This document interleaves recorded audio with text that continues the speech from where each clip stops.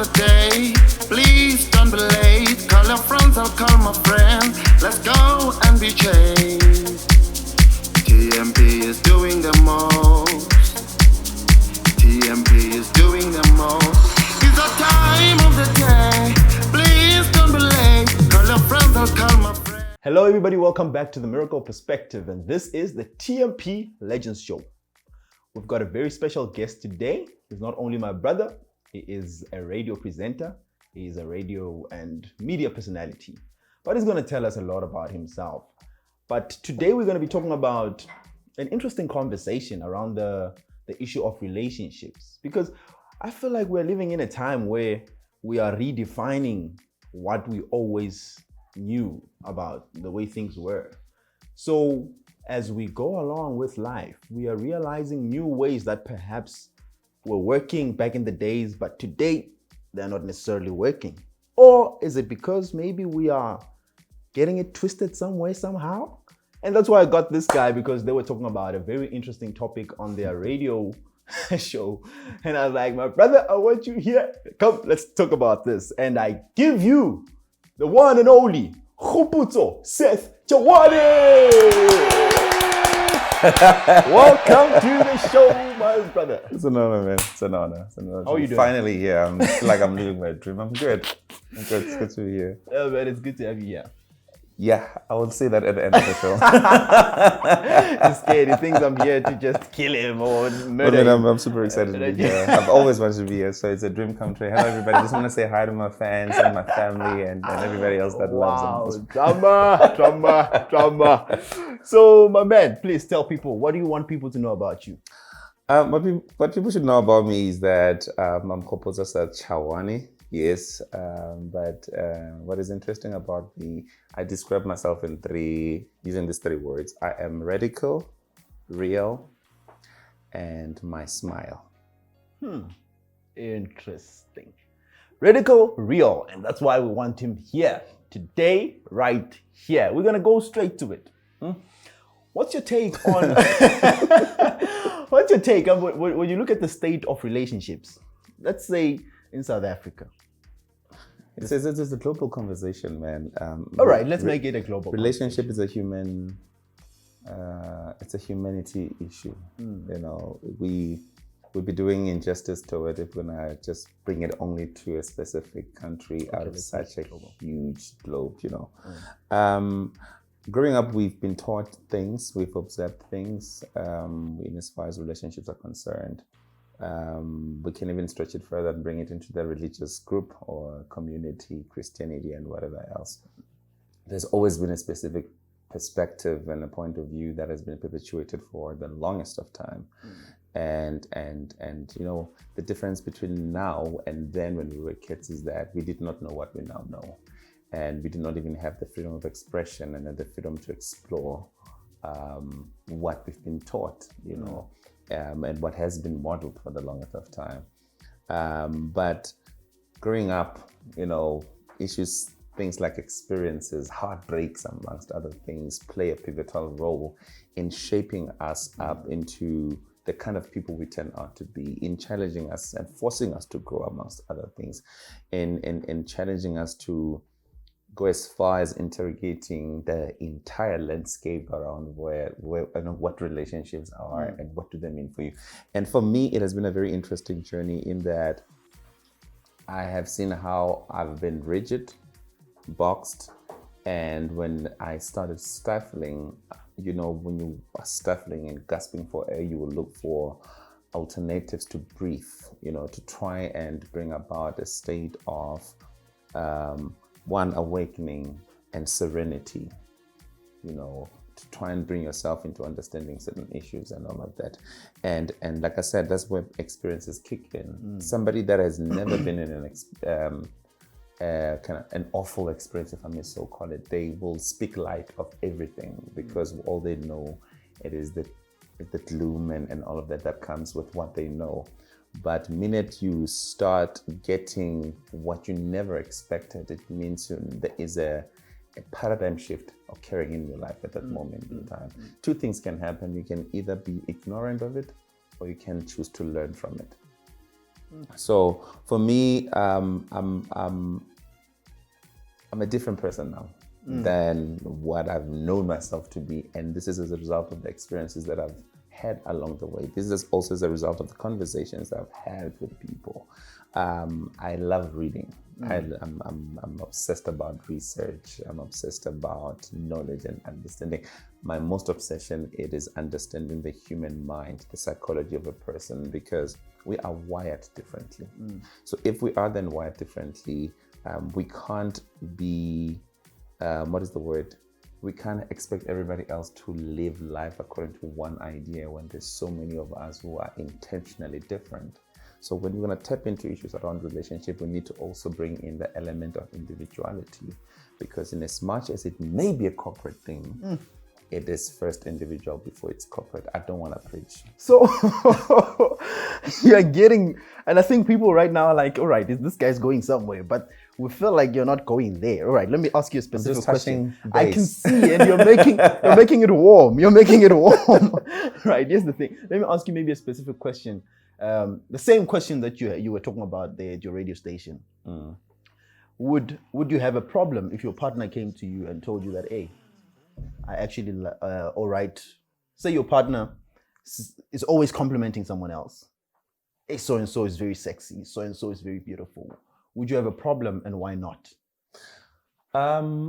Personally, my view to relationship is very twisted in that it comes from a very liberated point of view. And there's a whole lot of factors that play a role in as far as my perspective towards that is concerned. But to be direct, I would not. You didn't have a problem. And I'm not saying this from a theoretical point of view.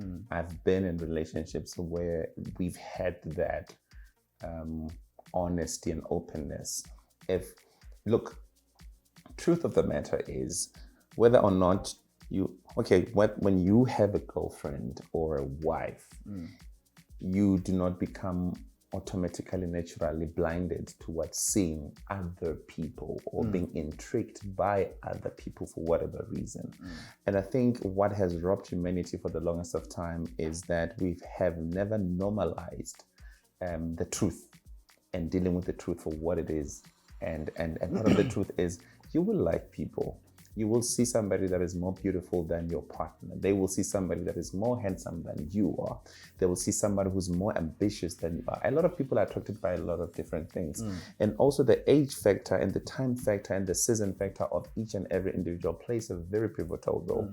When you met me, I was a different person than who I am now. So if we're going to deal with issues around my developments, we need to deal with them in as far as my now is concerned. And the other thing maybe we need to interrogate is the fact that, let's be frank, a lot of people are in love with their idea of their partner more than they do their partner. And this is what I mean by that. We have preconceived ideas around, this is the kind of person I want for me. This is the kind of woman I want. This is the kind of husband I want. Before somebody comes into the picture, before miracle comes in, you've already been pre-decided who you should be. You know what I'm saying? And if that is the environment that you walk in, chances are you're going to stifle in it. And that's when you start noticing something that looks like freedom, something that could potentially give you a fresh of breath there, type of a thing. But also, be that as it may, we need to go back in time. There's a book I read. It's titled *Sapiens*. It's a brief history on humanity. It paints a very perfect picture of how Homo sapiens from the longest of times and the Neanderthals from the longest of time have been relating one to another. How communities were being brought into the picture. How a woman and a man would relate with other women and other men, how the perception of adults towards youngsters has been. Now, this is what they call, before the cognitive revolution came into play, we did not have what we now have, which is the nuclear family setting. The nuclear family setting, it is when you and your wife have children amongst yourselves and nothing else, kind of like what we're having today, which is as a result of the monogamous relationships that we will maybe talk about later on. But before that, it took a village to raise a child, right? It took a village to raise a child. So meaning there were different role players who had different responsibilities to play in an individual's life. So if we believe that it takes a village to raise a child, we can't expect, therefore, that one person can be everything. You know, we can't expect that your wife, be your wife, a mother, be your best friend, your confidant. It's impossible. And I'm not saying other people Is it impossible? I'm saying it is impossible, not that it cannot be done. You can work your way towards doing it. But realistically, for me, it is impossible. Because the truth of the matter is, you need your friends alone. You need to have a life. I feel like here's my thing, that my qualm with the relationship, how we conform. And I call this, when we reach a state of compromise, for me, we start dying. Because we are all meant to be great as children. We are all meant to be great as human beings. We have a supreme life that it is independent of someone else. So in this particular case, when you're talking about the state of compromise, are you talking in relation to relationships? I have to compromise all other people that I see for the sake of this one particular relationship. Pretty much, you compromise you. The minute you compromise you, everything else about you is compromised, and all those other relationships, if you look at it from that point of view. So, all right, I hear you picked up the old ancient ways of how societies were organized and communities were organized, and you're talking about the element of openness in relationships, where it was worse than what we think. So one husband would have maybe how many other women? So basically, would they share wives and husbands? So how I encourage everybody to get the book. It's very eye-opening. So how things would be done would be that, say you're my wife, and the people in the room also have partners and stuff. We never had a sense of ownership towards each other. I was never entitled to you. You were never entitled to me. My loyalty is not tied up to you owning it up or type of a thing, like what it is now, where somebody can say Monogamy or Motuaka, my person, my wife, my husband. We were human beings, such that if a woman, and this is in research, if a woman would fall pregnant, all the men in the community would treat that child as though it's theirs, because what would practically happen is there was a level of openness. Yeah, pretty much they didn't know who the father is. There was a state of openness which was just incredibly insane, in that a woman or a man, it was not even a thing of patriarchy and all of that. Patriarchy came in later on in the years. There was equilibrium on both sides. Men and women could do literally the same thing, however way they please. So a woman could have more than one sexual relations with different men, whilst being, let's put it like this, married to you, and you would know. In the same way, you can do the same thing and she would know, and it would be a harmonious lived life going on like that. There was never the whole concept of cheating. You cheated on me, you had an affair, you had an extramarital affair, and because there was no sense of ownership and entitlement. It's it's interesting, because within what you're saying, there's a lot of things. Yeah. And one of the things that I'm gathering, well, this is me. It makes sense that you're saying it's the Homo sapiens, Neanderthals that were being like that. And that's when you're looking at the theory of evolution, I understand why it makes sense in that sense. Yeah. Because, I mean, that's when the transitioning of animals to people. And when you look at the behavior of animals, they don't have any wife. They don't have a specific partner. Cows don't have a specific partner. But what if there was an illusion?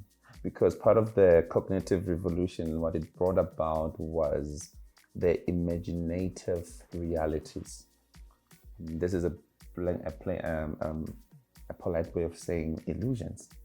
So we imagine things and we bring them into play, and then because of how often we repeat them and how accustomed we are to them, we now start perceiving them as though they are real, but they're not. So in your view, what do you think made now the alternative more successful than the alternative being what? Monogamy. Being monogamy. Monogamy, if you check in history, it is a Western practice. It is a Western approach to And if you there's a book I read, it's called the Little History Book. So what it says, there were systems that were put in place to monitor the black men or black people from their Africanness. And monogamous relationships was one of those things, and it was introduced primarily for economic reasons, wherein when the white people wanted to take over the world's economy, what they could not do with the black men was to, my grandfather had 7 wives, so that paints a picture of how people back in the days approached relationships. It was on an open platform. So pretty much, if I have 7 But it was not really open in that sense. It wasn't open in that sense. That was patriarchy somehow. Anyway, topic for another day. But if I have 7 wives, it means in a year, I'm most likely to have 7 children at a go. But if I have 1 wife, it means in a year, I can only have 1 child. So this was aimed at reducing the procreation or the childbearing part on the black men, so as to be segregated and somewhat there would be a siege formed around them, so as to conquer them pretty much. I think we can question that. We can question as well, because it will also depend, because I believe that each and every ideology is actually motivated by the objective that the person who's bringing it is trying to achieve. The objective or that ideology on that history book, we need to question, what is it aimed at achieving? Because this is why I'm asking. Before the Western people came to Africa, there were African communities which were thriving. Monogamy was also part of the... I'm not sure about that. But we don't know about that. It is that. There is both. But the question is, why is it that it could be so successful even after we got enlightened? Like right now, what is the disadvantage? What are the major disadvantages of monogamous relationships? To answer the question, we have to go back in history, and maybe let's pull out the Bible. As Christians, we base our faith on Abraham. Abraham had 4 wives, right? Abraham journeyed from right here in Africa, for all we know, in the Western Cape. If you check your history property, when him and Lot went separate ways, Abraham went to the east, to the west, in a land called Zoar, which if you trace it, Pila. Canaan land is found somewhere in the Western Cape. Lot went to the east. If you trace it, Pila, it's somewhere in the Ladysmith and KZN. So all of these things had took place here in Africa. There's always been a global argument around Africa having been the cradle of humanity. So if we take it from that point of view, with Christians coming into the play, Abraham being the primal father of our faith, we look at it from that angle. So he had 4 wives and he still had a relationship with God. And then later on in the years, your Catholics, your Roman Catholic missionaries came to Africa to teach the black man the Bible. Thus, a lot of things started changing at that point, because they were looking at religion from a different perspective altogether. And it was no longer fully an African representation of how African people related amongst themselves and so forth. But anyway, topic for another day. But my thing is, going back to your question around monogamous relationships having been thriving and are thriving and all of that. Look, we have all been indoctrinated to fit into one idea of living, and whichever idea we regard as the supreme idea, that's what we're going to subject ourselves under. And here's the thing about learning and perpetuating a culture, tradition, or whatever from one generation to another. A simple greeting, Mahlori, is, who said when we greet we should do this? No one has ever sat us down and told us that when you greet older people, you must bend and do whatever that I just did here. But we observed people. We observed people older than us modeling that. So children learn by way of seeing more than they do by way of hearing. So when we see when you are born into a particular setting, in a family setting, you will not even dare question the significance as to why do we only have one mother and one father? Because that's all you know. So how maybe such things have been perpetuated or thriving from one generation to another is because this is what we found. But nobody has ever had the kind of conversation that you and I are having to say, but why is it this way? Are there no other alternatives? And the funny thing is, we always have people that are accused of cheating, accused of having affairs, and. But no one has ever asked the right questions. And the right questions for me to ask is, if I'm going to have, for example, and what we classify as an affair, the question that I would want to be asked if I was that guy would be, what did that affair mean to you? So if we start unpacking what a particular thing meant for the next person, we'll get to the gist of knowing why they did what they did. Do you know what I mean? And the other question is, when somebody goes out and has an extra relational affair, that thing is not on you who hasn't, it's them. So the thing is, with what we have known, when such happens, we become the victim, although we were not the active participant. You feel like, what have I done? Am I not enough? Am I? And then we have all these other people that run away or use culture and tradition as a scapegoat to say, but Akaya, so this is who we are, you know. But the truth of the matter is, human beings have always been relational beings, and they cannot be limited or subject to one person. Why would you get married? Why wouldn't I get married? Maybe that's the question. No, I'm asking this question intentionally. Why would you get married? I would get married, and also my idea of marriage is even more twisted, I can tell you, because this is, if I don't get such a wife, just know you won't come to your brother's wedding anytime soon.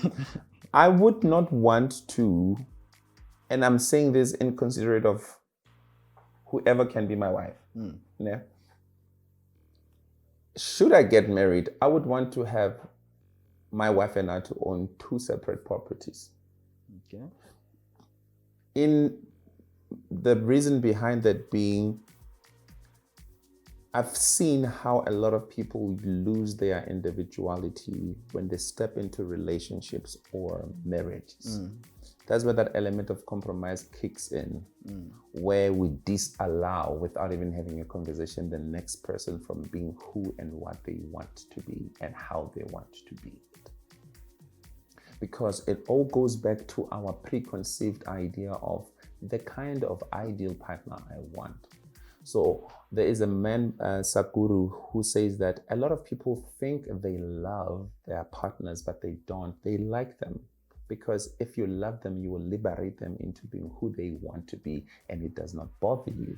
But when you like them, you always have opinions about the kind of person they need to be, you always trying to change them. And you are not changing them because they are uncomfortable with who they are. You are changing them because you want them to fit into your own little world. So if I get married, I would want to have somebody that first and foremost will give me permission to be me, without them being bothered. In the same way, I will do the same thing. Like I always say to you, that anyone that comes into my space, I liberate them to be who they want to be, how they want to be. If I'm uncomfortable, I have to work my way into embracing that difference until I reach a state of comfortability. So if I get married, it needs to be someone that will be willing to do life with me. And we will have to have our own approach to life, our own idea to life, which, if needs be open, let it be open. If it's what we want, if having it enclosed is what we want, let it be that way. But I don't want to get married to someone who already has decided on who I should be when they have not yet even met me. So meaning you wouldn't have a problem with your wife having other relationships with other men, and you vice versa? Look, I do not promote whoredom, if I may use that word. I do not promote harlotry. I think that's a more better word, and it's almost biblical. But I'm saying that should it happen that she finds herself in a very compromised state, I don't think I will ever be hard on her. In the same way, I wouldn't expect her to be hard on me. But that not being the primary objective. But compromise, like how? Compromise.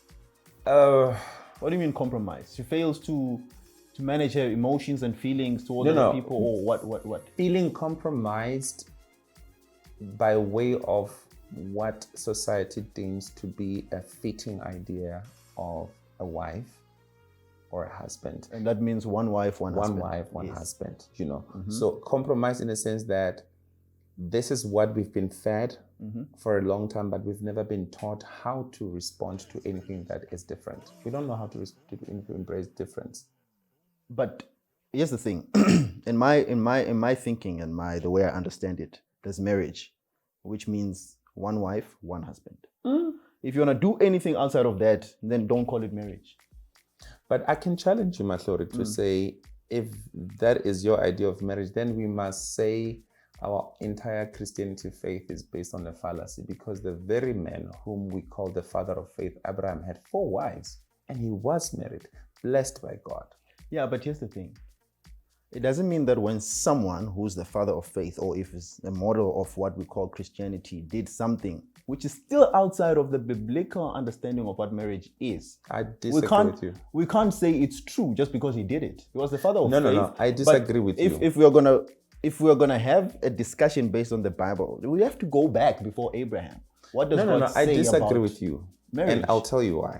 Because the entire human race, in as far as Genesis is concerned, stems out of Abraham, who is the father of all nations.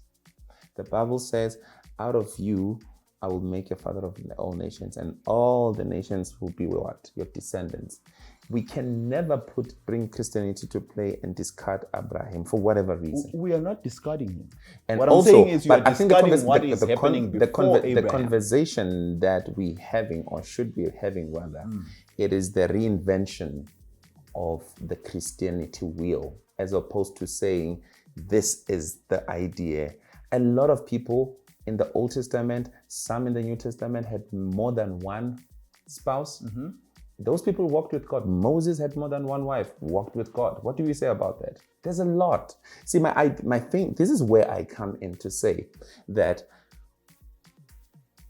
we have been intentionally made to be different on purpose by God. Let's hold it here.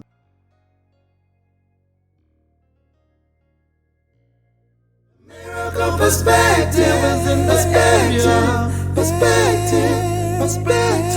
It's finished.